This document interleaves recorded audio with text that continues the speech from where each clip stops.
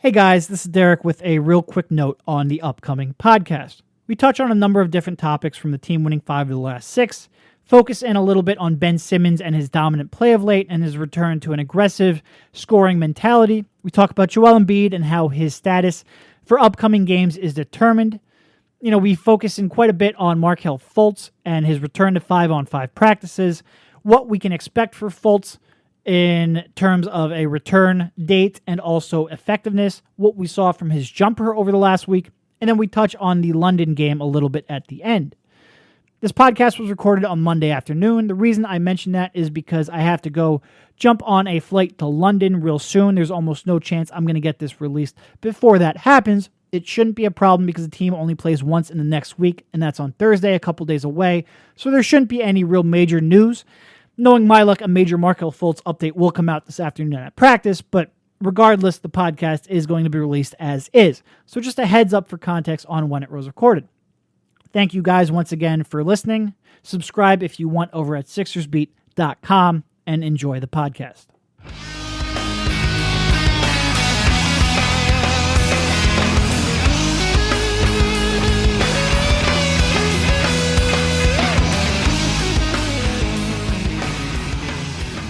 Welcome, everybody. This is Derek Bodner, once again joined by Rich Hofmann on the latest Sixers Beat. As always, subscribe to the podcast. You can get links to that over at SixersBeat.com.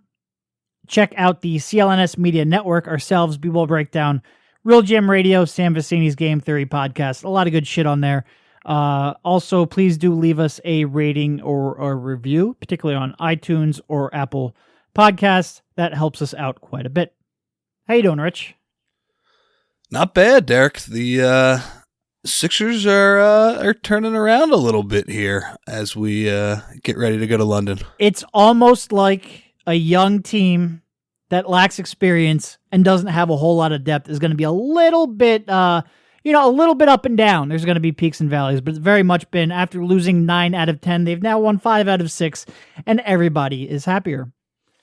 Yeah, I feel like our last podcast has aged pretty well. And not to say that aging a week is like a big accomplishment by any means. Because, by the way, they're going to lose 5 out of 6 again real shortly, probably. So. Yep, and there are going to be people calling for the coach's head, and we'll go through that whole song and dance again. But yeah, I mean, this is, I think last week we said 500 teams, they're going to be losing streaks and they're going to be winning streaks. And, as they sit here at 500, Brett Brown was asked about it yesterday. How do you feel about where you are right now? And I thought his answer was pretty good. During that stretch in December when they lost 9 of 10 games, there are definitely specific games that the Sixers want back with the amount of second half leads they blew. But overall, I mean, to be 19-19, to sit, I believe, 7th in defense, 7th in defense, 15th in offense, and 10th in overall net rating. It's pretty good. Yeah. It's pretty good. You're right. A top 7 defense and a league average offense, considering all the things we've gone over. The inexperience of Embiid and Simmons, the lack of creators outside of those two, the lack of depth, the inconsistent shooting, the injuries.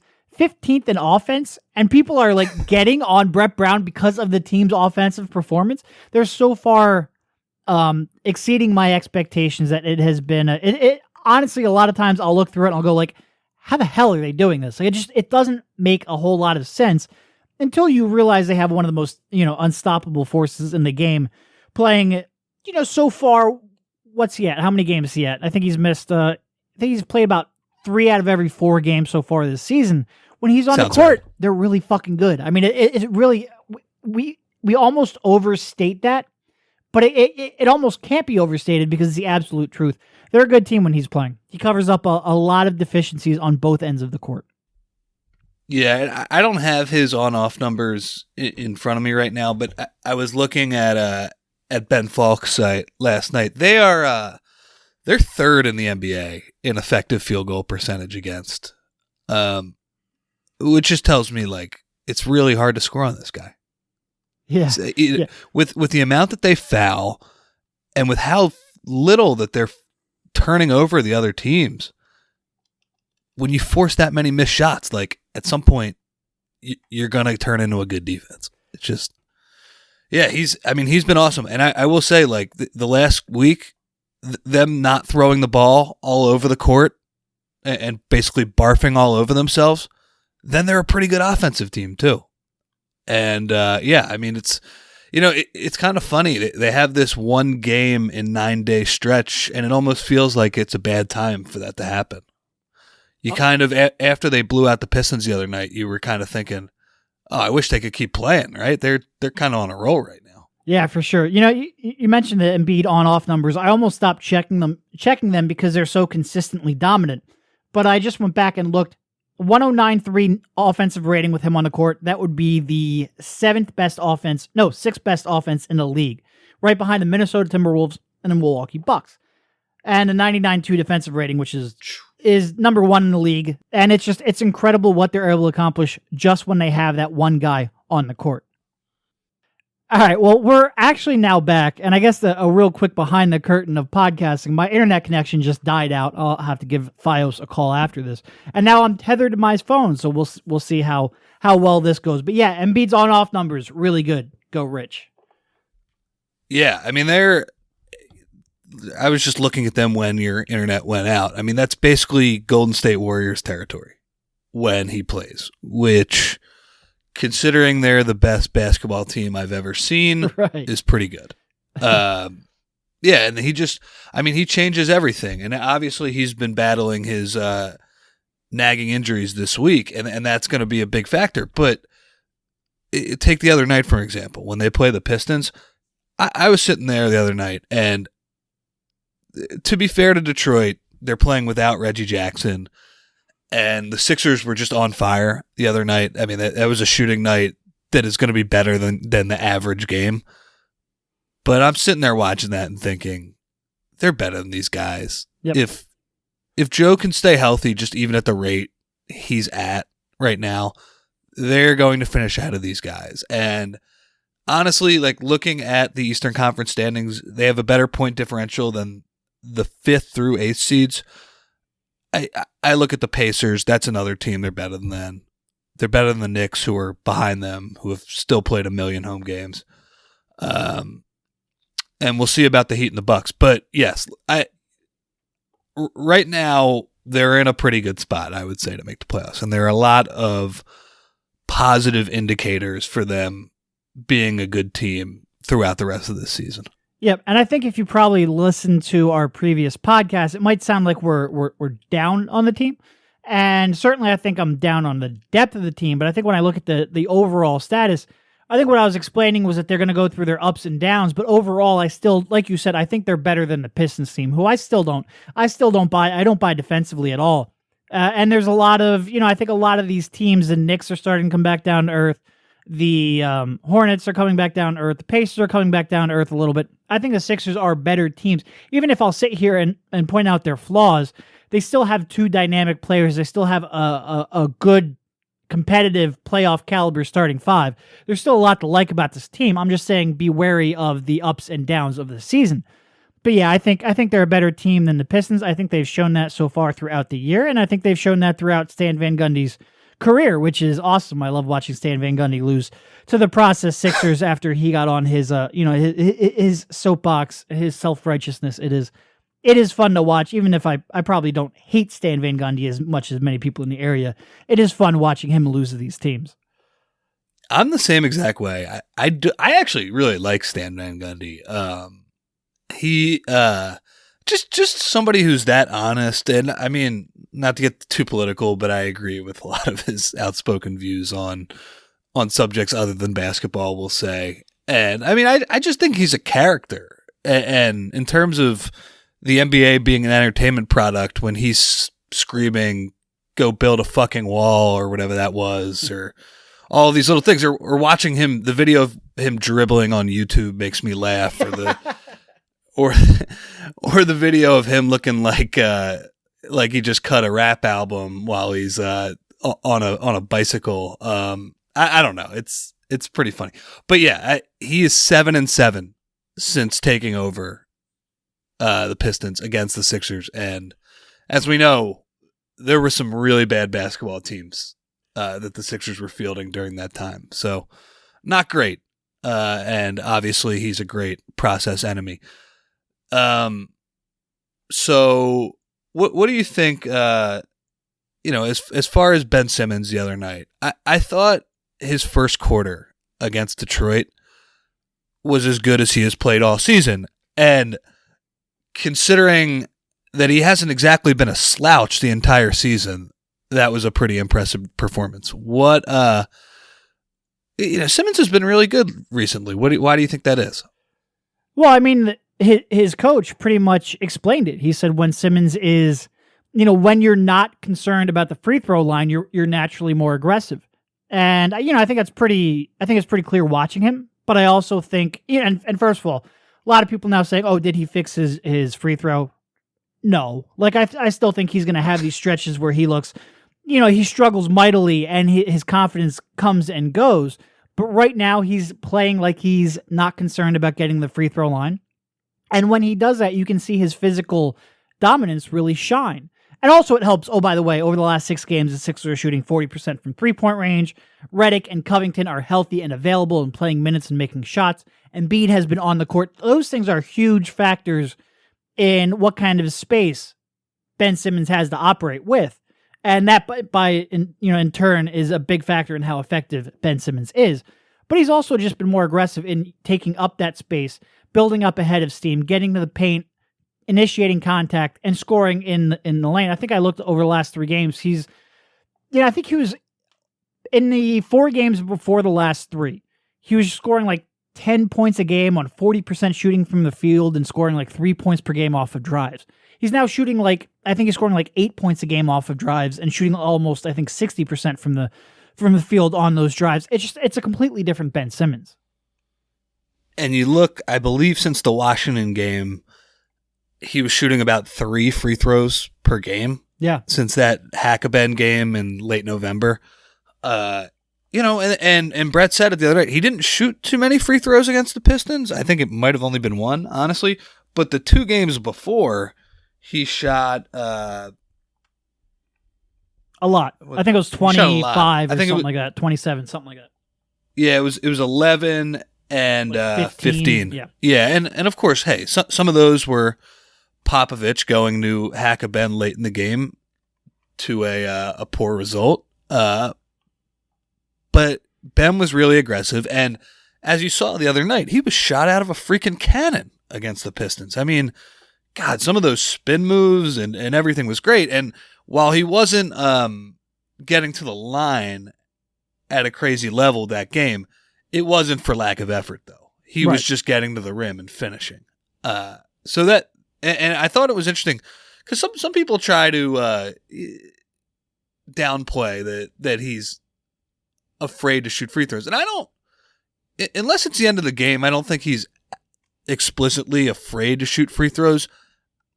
I just think there's a little bit of a mental block in that he thinks when he gets in the air, oh, let me try and finish this with my right hand, instead of the mentality of, let me try and go through this guy. And I don't think it's like some gigantic block in his head where he's saying, I can't shoot any free throws. But these split-second decisions, sometimes that can sort of linger. It's not a Markelle Fultz jumper block, is what you're saying? No. He had a drive the other night, Ben, and trust me, we'll get to that. He had a drive that we saw earlier in the season when, and God, Avery Bradley's a pretty good defender, but he's a lot smaller than Simmons, and Simmons just punished him. I mean, that was the definition of bully ball, and there was a drive in the second half where Bradley kind of tried to take a charge, but Simmons just drove right through him, and it was one of those drives where Bradley just bounced right off of him, and Simmons went up for a dunk, and they didn't call anything. That's what I want to see Simmons getting back to. And, he was great at the end of the game against Phoenix, and he was pretty damn good against San Antonio, too. So, he's going to have these stretches, and obviously, I don't want to pretend everything's perfect because that jump shot is going to produce some tricky situations. But yeah, I mean, Ben is still a very good player when he is attacking like this. Yeah, he really is. And like I said, there's part of the problem with the Sixers is there's so little margin for error. Like you have Covington and Redick, and whether they're available and making shots. You have Embiid, whether he's on the court. You have Simmons, whether or not he's aggressive and confident getting the free throw line and attacking the paint. And any one of those get thrown out of whack, and the entire balance of the team, offensively especially, kind of gets thrown out of whack. So, that's a big reason why there's going to be huge ups and downs in the season. That's another reason why the next time they struggle, especially if it's injury related or availability related, in Embiid's case, not to freak out too much. But man, when it's on, and it's been on, and like you said, no Reggie Jackson, half the Spurs were out. So it's not exactly the competition isn't maybe as good as the record would indicate for the teams they've beaten. But with the way they're playing lately, this is certainly what it can look like when things are clicking. I liked that Brett and Embiid, after the game the other night, they got a lot of questions along the lines of, hey, why are you guys playing so well? And they didn't really search too far for an answer. Both of them basically said, oh, I think a major reason is that we're healthy. Yeah. I mean, when we were losing all those games, they were frustrating, and there were things we weren't doing to secure those wins. But, I mean, beneath all of that is we didn't have a full roster. And now they do. I loved, by the way, the video the Sixers sent out after they beat the Spurs.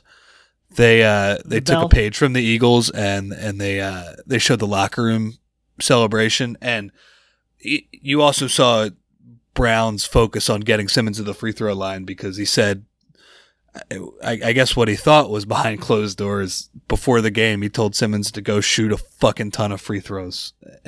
Quote. And, that was cool. I enjoyed that. I wouldn't mind more of that. Even though I gotta say, I'm not, the bell, I could take or leave that. Seems a little bit forced, but, yeah. Yeah. Anyway, it's better than the Ace of Spades, so I'm fine with it. All right. Do we want to go to? That's a deep cut right there. Forgot about that. I forgot about it. He mentioned it like every game. It was maddening. All right.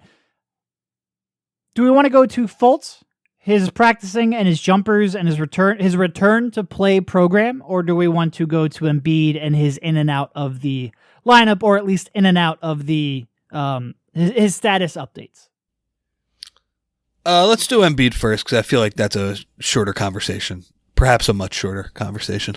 Okay, so Embiid's, he'll go from questionable to doubtful to Brett going, I can't see how he would play, to scoring 20 points and grabbing 10 rebounds in the blink of an eye. He went from out to like a 5x5 trajectory in like literal minutes the other day. What do you think that is, and how concerned are you because of that? And really, the second question there is because I kind of have a feeling what your answer is. Well, and they explained this after the game, too. I think it's a matter of Embiid having a lot of control over his status. Now, I think he had a lot of control the other night because that wrist injury, from what the Sixers said, and by the way, like I'm not telling anybody to accept that as gospel. At some point, fool me 10 times. You can't. But they said after the game that it was more of a pain management thing, and it was not something that he could injure further. And so Embiid, before these games, sort of turns into me when I'm looking at a menu, and there's a lot of things, and I can't make a decision on where to order or what to eat. Should I play? Should I not play? And they've obviously been very wrong when it comes to their doubtful and probable. You know what? A little word of advice to them. How about just go with questionable? Right. That's probably the right safe in the thing. Middle, 50-50. You can justify it easily either way. Yeah, you're right. And yeah, I just think he plays a big factor here. And that game the other night, he was in clear pain. It was an amazing performance, honestly.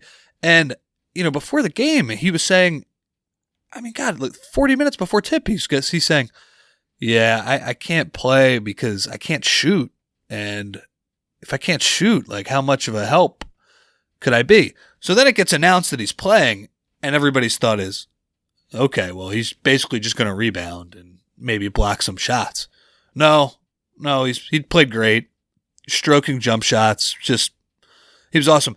Yeah, so I think it's a matter of him having a major say in it, and which I think is a healthy development here. I think it's good that he is taking control of his pain management and what he can play through.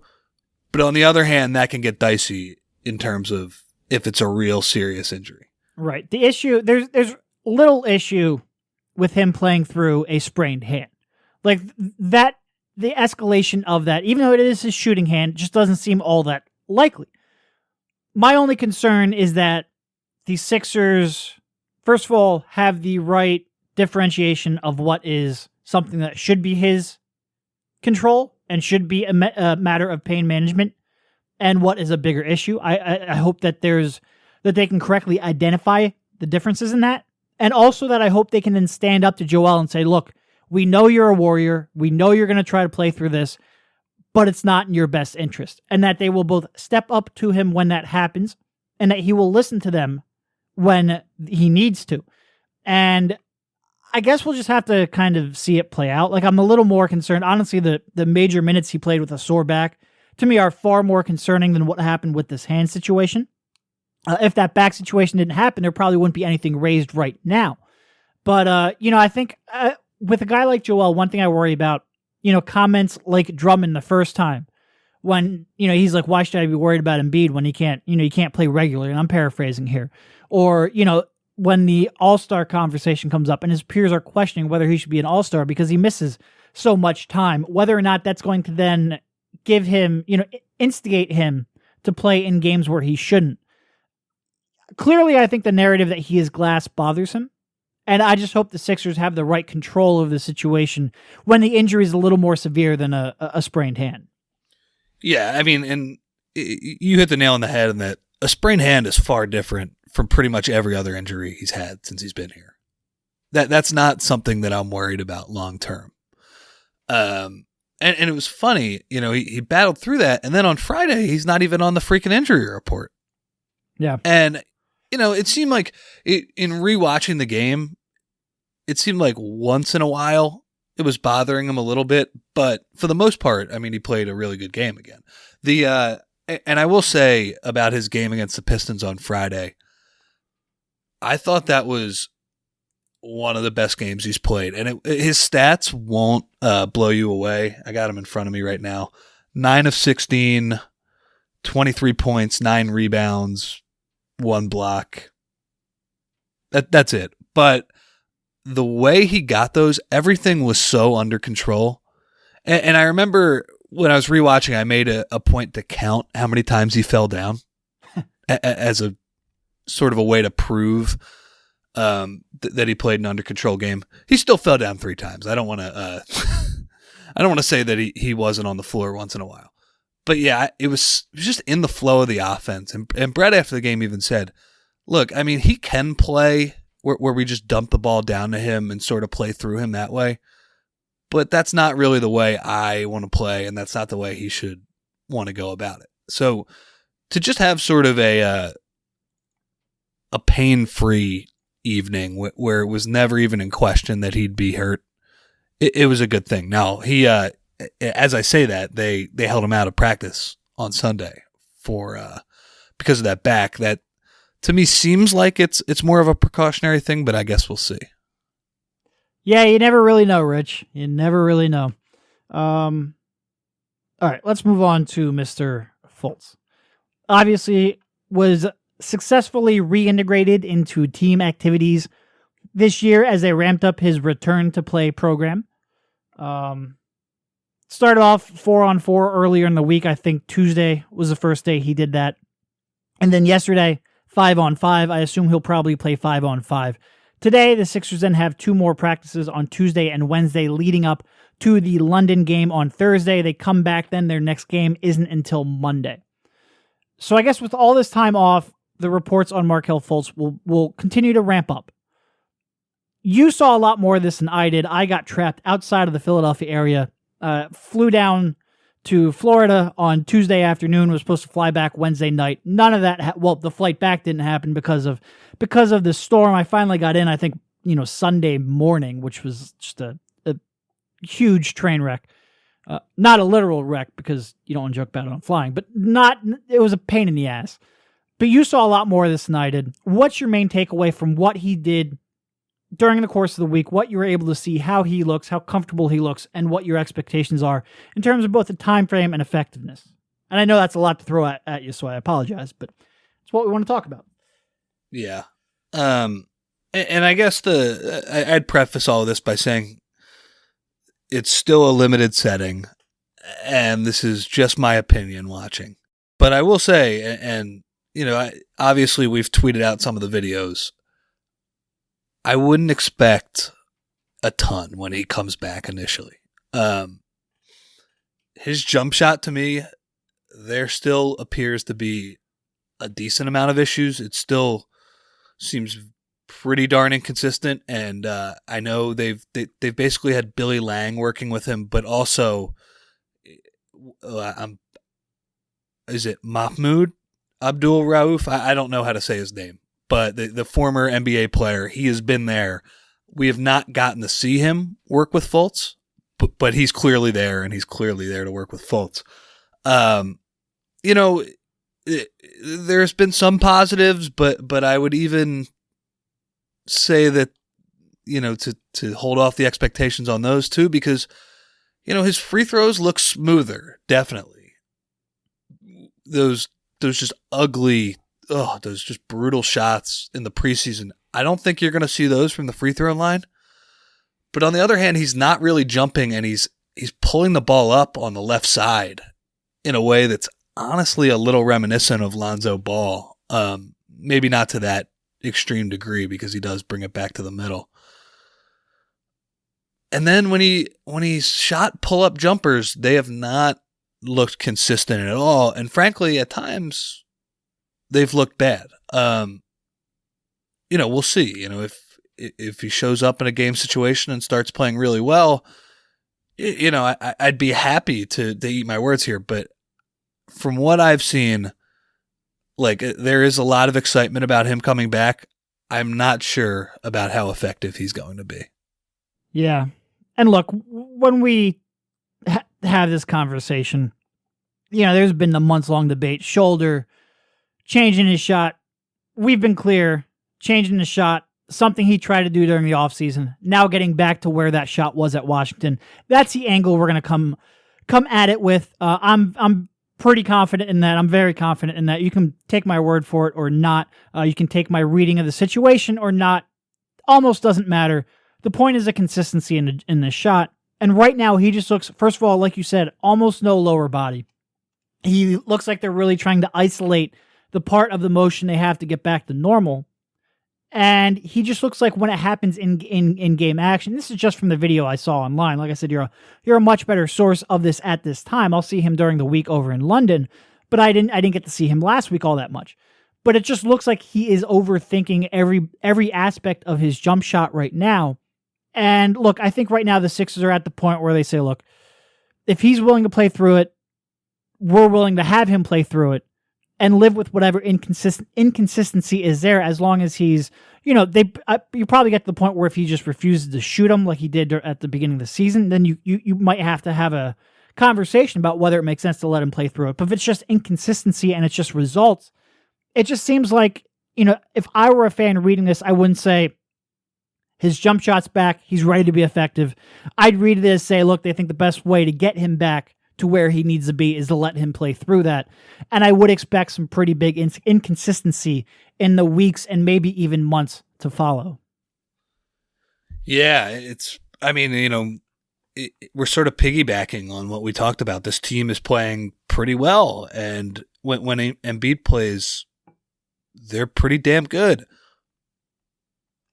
But if you add the same Fultz that we saw early in the season to that group, that's a negative player. Yep. So I guess the question is how negative is he, and how willing are they to let him live with the results right now?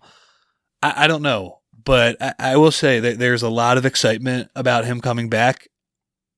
My general take on it would be, look, it's good to see him healthy and out there, but I wouldn't expect the Washington Markelle Fultz to be showing up, or even the Summer League guy. Not right away, at least. It's like you said, the inconsistency in his shot is just, it's so apparent. And I have to be honest with you, he's still shooting, and this is just shooting 10-footers. I mean, like, we're not even touching the distance that he made his money on at Washington. That mid-range, those long twos that he made at a high level, and even those threes, I don't think they've even progressed to that level yet. So, again, we'll see. I mean, this is just me watching him shoot after practice, but from what I've seen, I can't really lie. I don't think there's a lot to be encouraged about. Yeah, I mean, it's like we've been saying. I hope I'm wrong. I hope you're wrong. I hope we're all wrong. I do think that there is at least some hope in that the free throw looks better. The pull-up occasionally looks smooth, but I do think it's going to be bumpy along the road. And I just, if he struggles, I guess I would say just kind of expect a little bit of struggles. And I mean, my main takeaway, as much as I want to sit here and look at the jump shot, it's just great that he's taking them again. I still feel that way. The fact that he's willing to take those shots in front of the media and the team is willing to live with that scrutiny. Like, to me, my read on the situation, this is just a read. It's not necessarily based on background information, but my read is then they're getting close to, because clearly whatever inconsistency we see in the shot, unless it's all a big ruse and behind the scenes he's shooting great, which I don't necessarily think is likely or probable, but if they're willing to put him out there and have him shoot in public and play on 5-on-5, then it reads to me like they're willing to let him play through the inconsistency. I just hope if he goes through some struggles, he doesn't either revert into that shell where he won't shoot. And if that happens, then what do you do? I truthfully don't know, but it'll be interesting to watch. What's your best guess for when he might return to play? I mean, 5-on-5 full court contact. So, if I was more positive about his shooting, it would be pretty soon. I wonder if they're going to try and find a soft spot in the schedule for him to land coming up. My guess is that he wouldn't play in London. Just looking at the schedule now, probably like, I don't know, 2 weeks. Yeah. So I'm looking at it right now. That would be, yeah, they're playing, that would sort of be that Saturday game against Milwaukee or at Memphis or home against Chicago, somewhere in there. I think they're going to, it seems like he's pretty healthy at this point, though. And, if he's going through a full court practice, so, we'll see. Yeah, I mean, I guess there's two ways to look at it. If it really is reintegrating him into team activities, then once this London trip is done, you come back, you have the Raptors on Monday, and then you have a little bit of break until the Celtics on Thursday. But after that, they play pretty much every other day until the trade deadline. So after, next Wednesday, there's obviously they had practices Sunday. They'll have a practice today. They'll have practice Tuesday and Wednesday in London. Probably have a practice Saturday, Sunday, I would say, leading up to the Raptors. And then maybe Wednesday of next week might be another practice day before the Thursday game against the Celtics. After that, you might not practice again, like a full team practice, until the trade deadline or until the All-Star break. They literally don't, I have to double check. I'm not going to go through every game. I don't think they have 2 days off in a row until the All-Star break after that. This London trip kind of condenses everything after that. So if it really is about reintegrating him into the team and team activities, the fact that he's playing 5-on-5 has, 3 or 4 more coming up in the next week, seems to me like that Monday game against Toronto might be the place where you let him back in.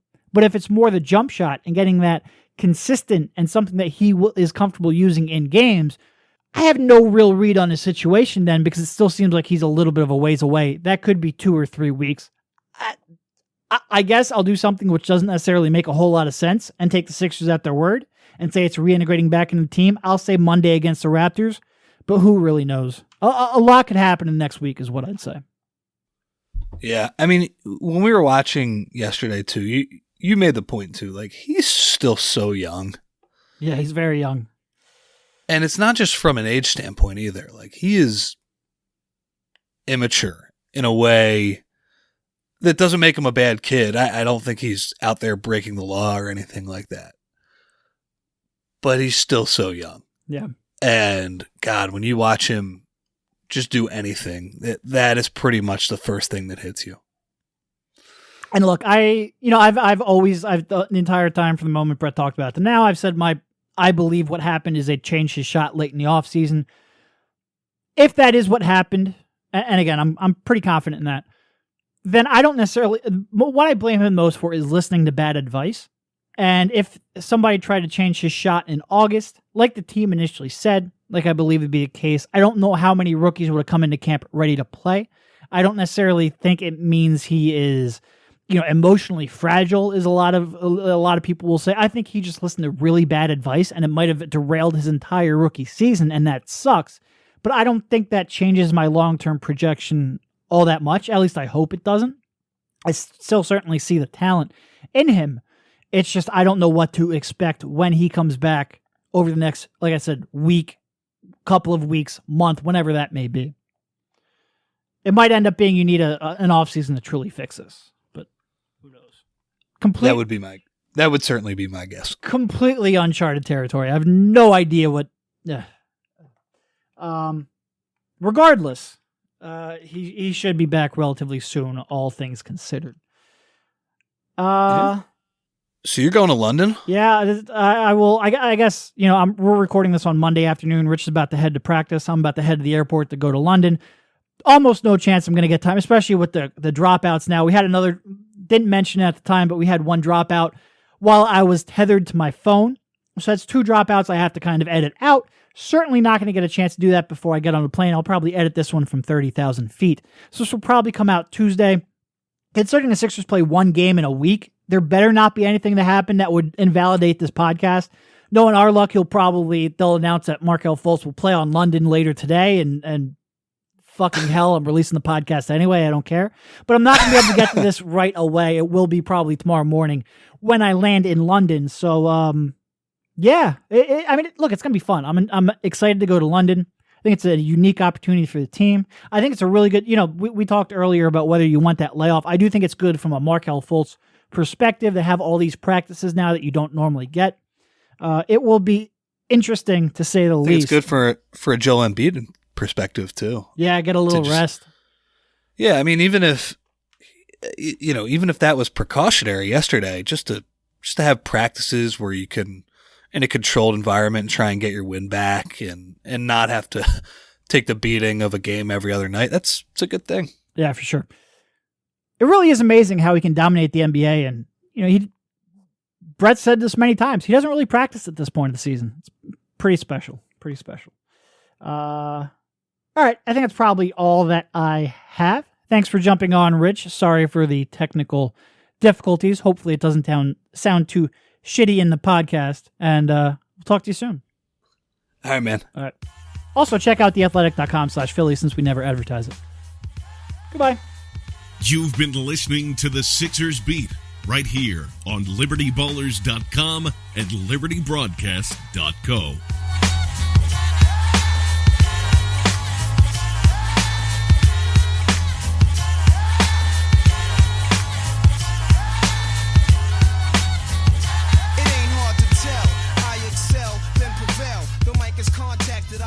Clientele. My mic check is life or death, breathing a sniper's breath. I exhale the yellow smoke of Buddha through righteous